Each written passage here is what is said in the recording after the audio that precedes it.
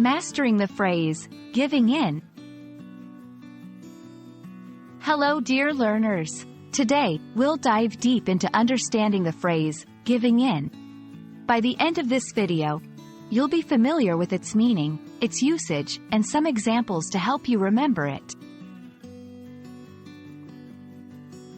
Giving in is a phrasal verb that can be understood in two main ways.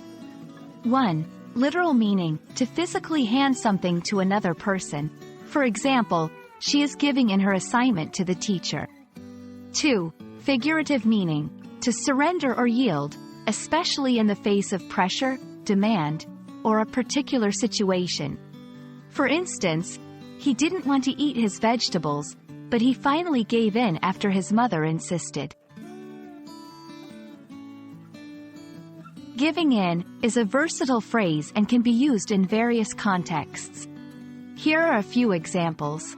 1. Negotiations or disagreements, when one party decides not to continue opposing and agrees with the other party.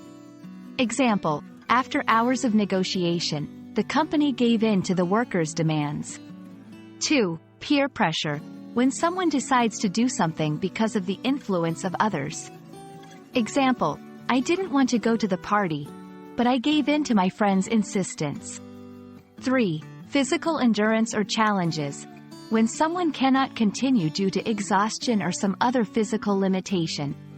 Example, she tried to finish the marathon, but her legs gave in after 20 miles.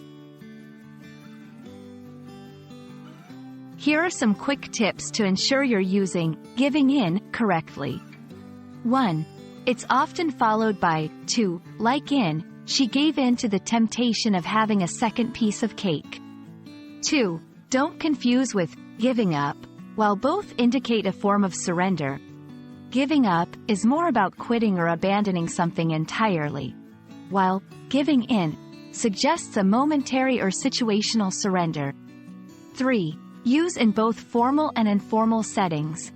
The phrase can be used in both casual conversations and more formal discussions, making it versatile and widely applicable.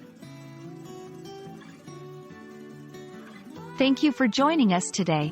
We hope this video has shed light on the phrase, giving in, and its many nuances.